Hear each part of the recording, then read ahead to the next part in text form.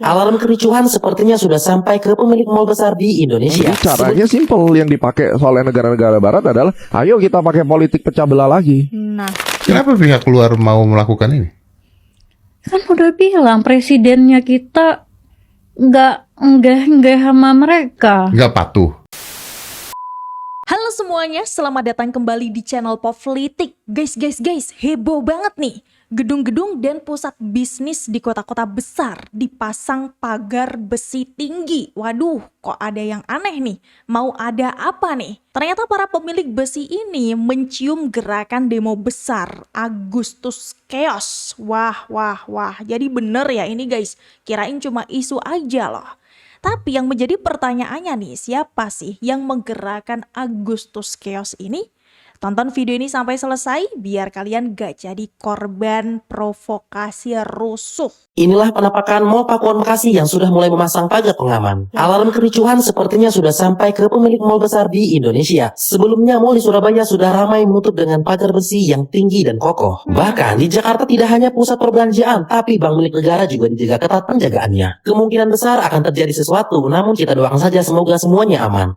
Inilah Waduh, ini fenomena apa nih guys ya? Para pemilik bisnis nih udah mulai pasang pagar besi tinggi. Wah, akan terjadi apa guys? Apakah benar nih akan terjadi Agustus Chaos ini? Tapi kok para pengusaha ini udah tahu guys, sampai udah bersiap-siap kayak begini. Ini kok kayak disetting gitu, kayak udah dibocorin gitu guys. Gimana kalau menurut kalian? Apakah jangan-jangan Agustus Chaos ini tuh memang sudah disetting dan sudah dibocorkan? Aksi pembakaran yang dilakukan massa terjadi di beberapa tempat.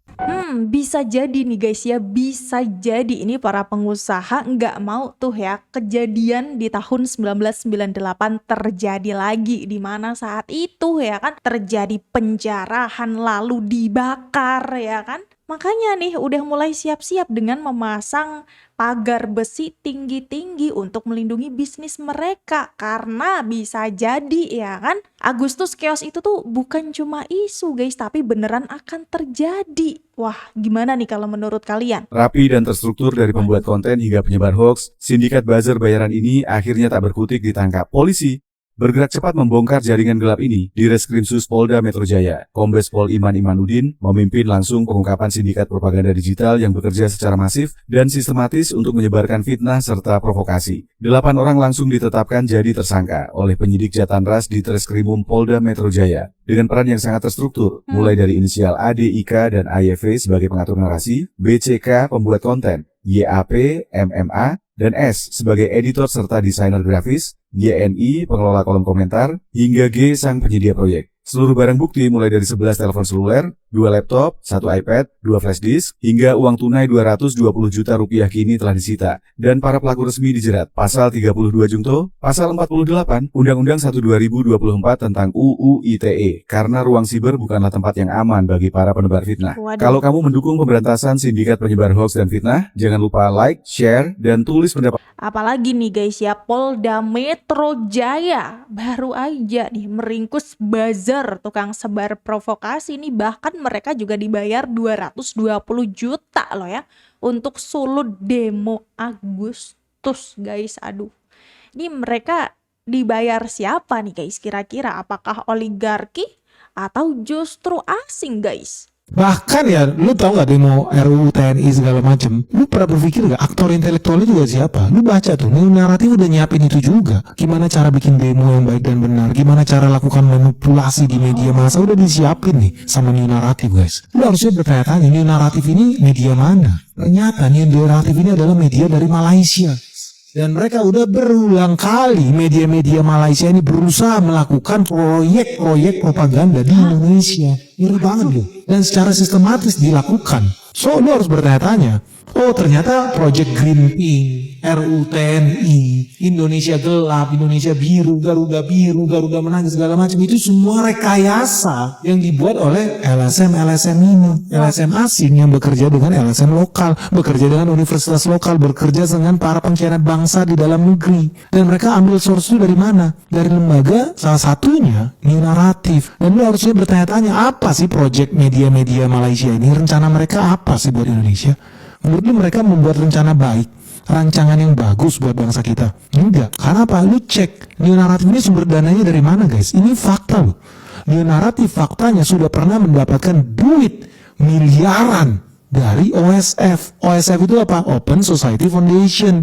OSF itu adalah yayasan punya George Soros. Ya kali menurut lo George Soros bagi-bagi duit miliaran buat apa? Buat buka bareng, buat sumbangan kemanusiaan di Indonesia. Ya kali bro, lu pikir lah emang dia lembaga amal? Bukan, lembaga provokasi. Iya.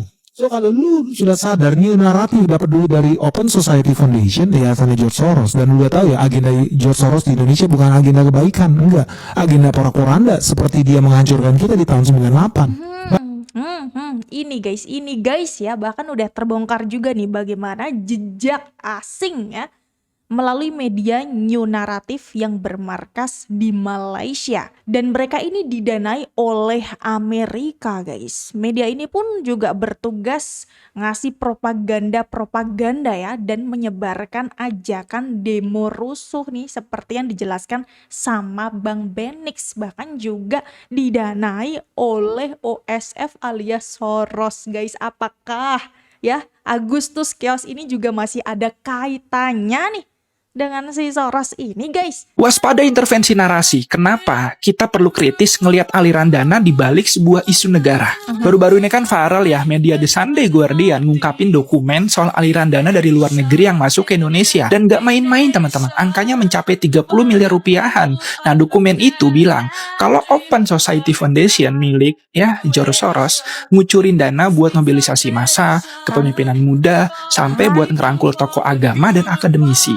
Kita nggak bilang kalau NGO nerima dana asing itu ilegal, karena ya sah-sah aja. Tapi kita harus lihat jeli polanya juga. Masalahnya muncul ketika dana ini dipakai buat ngebentuk persepsi lewat propaganda half-truth. Misalnya, kalian punya 7 keberhasilan dan 3 kekurangan. Nah, lewat pendanaan ini, yang 3 kekurangan itu digoreng habis-habisan berkali-kali lipat. Sampai kesannya negara ini isinya cuma keburukan aja.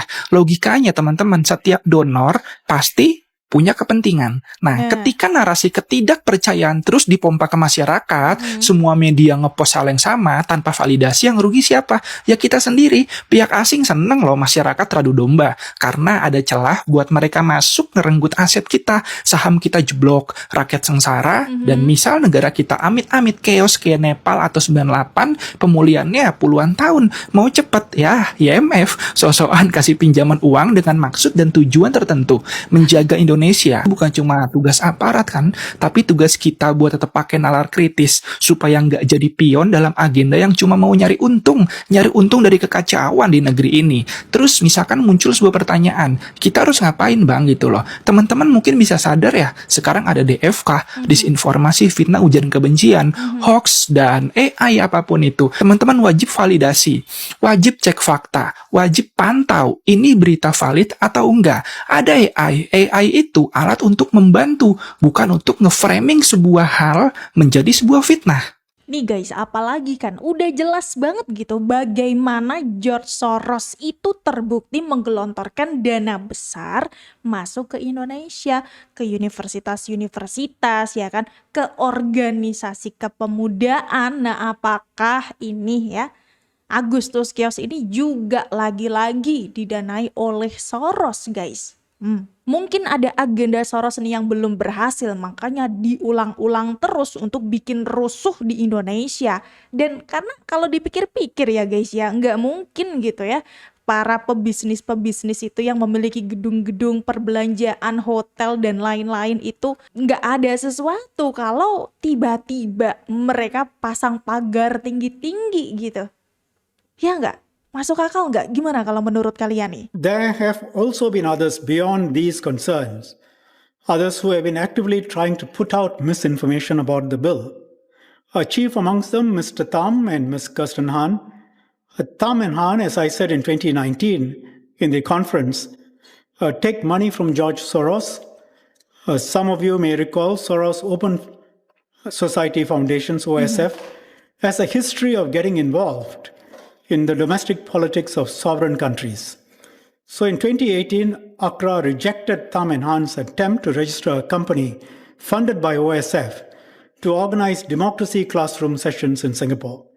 They have set up an organization called New Narrative, which receives significant foreign funding. New Narrative organized a series of democracy classrooms focusing on Malaysia and supported by the US Embassy in Kuala Lumpur. Make no mistake about it, we will say no to that in Singapore.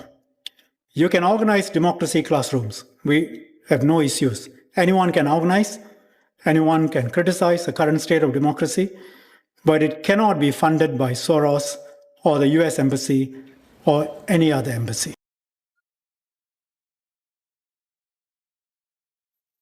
Untuk ngancurin Indonesia itu simple, apalagi zaman sosial media. Dibikin isu hoax, isu kebencian, pecah seperti zaman Hindia Belanda dulu, gampang. Jadi caranya simple, yang dipakai oleh negara-negara barat adalah, ayo kita pakai politik pecah belah lagi. Nah, Itulah kenapa saya selalu menghimbau doakan negara ini jangan terus menghujat, walaupun memang bagi sebagian orang layak dihujat. Tetapi polanya adalah untuk ngancurin Indonesia itu simple, apalagi zaman sosial media. Dibikin isu hoax, isu kebencian, pecah seperti zaman Hindia Belanda dulu, gampang dimasukin.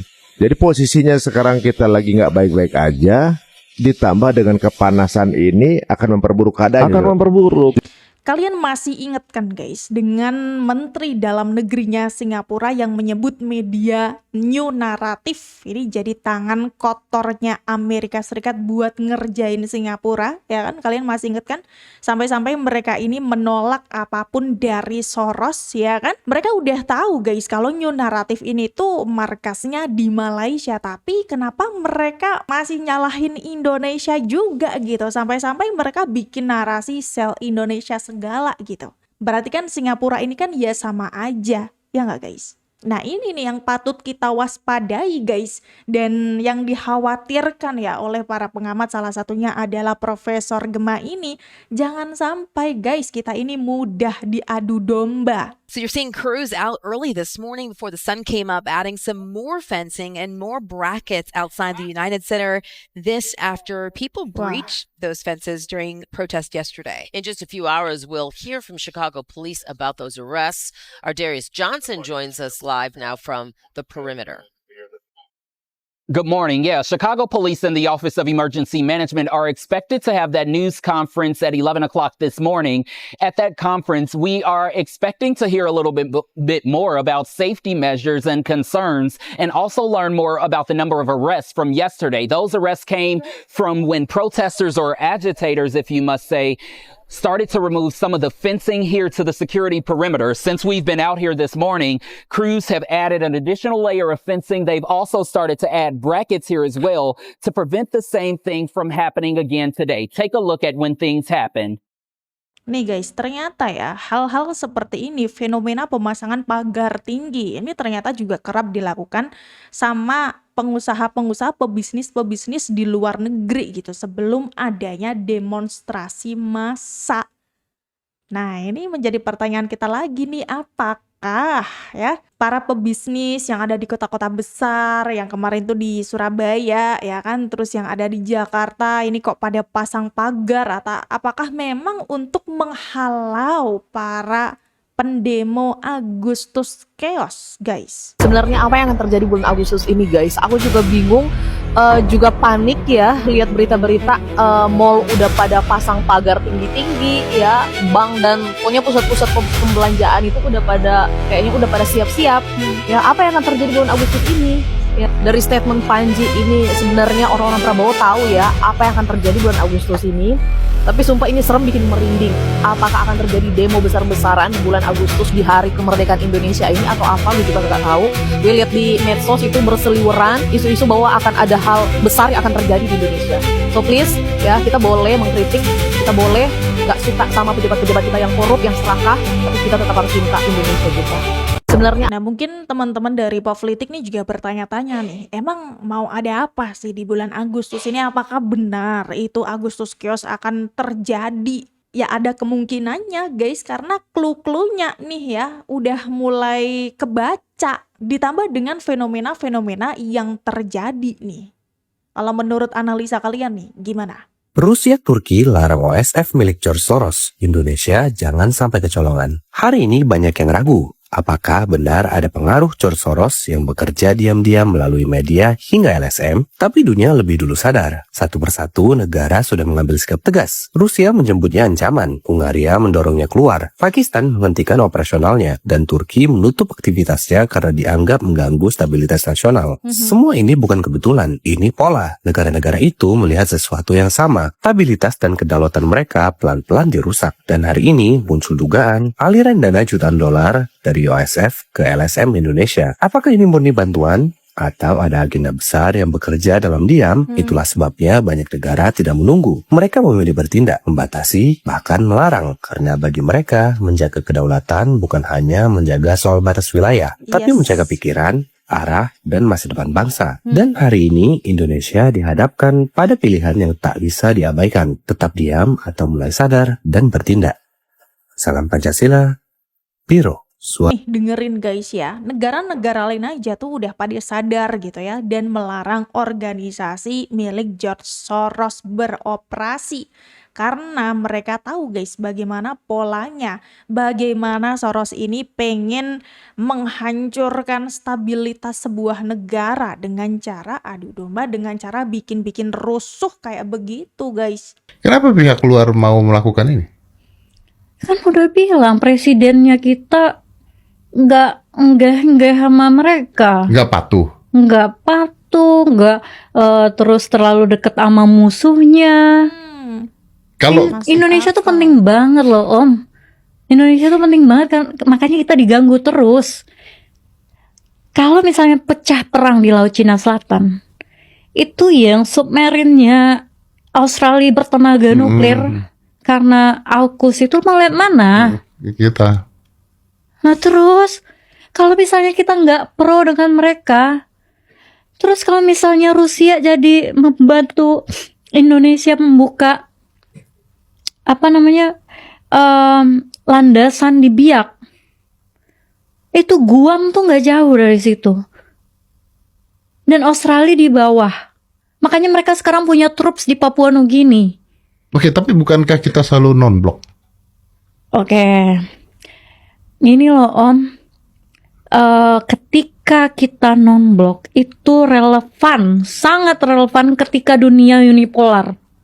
Kapan dunia unipolar? Ini tuh bahasanya kayak susah banget, gue tahu banget nih comment section nanti nih. Kapan dunia unipolar? 91 Desember. Lu pakai bahasa yang lebih dimengerti orang. Makanya gue tuh pengen, ya adalah dunia tuh unipolar, maksudnya suatu negara menguasai global, suatu negara menguasai negara-negara lain, itu namanya unipolar. Dia jadi kayak polisi dunia.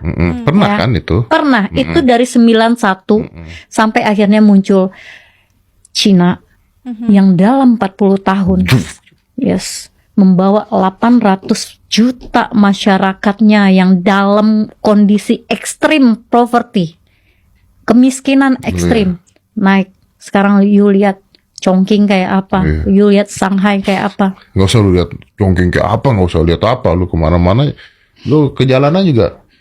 Selain ciptaan Tuhan, ciptaan made in China. Ternyata ini loh guys alasannya ya kenapa kita ini kok diganggu terus gitu ya, kok kita ini mau dikacaukan begitu ya. Ya ternyata Pak Prabowo nggak mau tunduk sama asing guys. Dan Pak Prabowo ini dianggap dekat dengan musuh-musuhnya Amerika juga nih, makanya ya kan kita ini sebenarnya diperebutkan gitu. Karena kita non-blok, mereka jadi bingung sendiri bagaimana mau mengacaukan ulang, bagaimana caranya mengendalikan kita. Nah salah satunya ya ini nih, bikin-bikin rusuh guys. Gimana nih sekarang kalau menurut kalian? Coba tulis analisa kalian di kolom komentar. Sayang banget guys, kita harus sudahi dulu video kali ini. Kita ketemu lagi di video-video yang lain, tapi jangan lupa untuk klik subscribe, like, komen, dan share sebanyak-banyaknya biar lebih banyak lagi yang tahu dan tercerahkan. Mohon maaf guys kalau ada salah-salah kata. Sampai jumpa.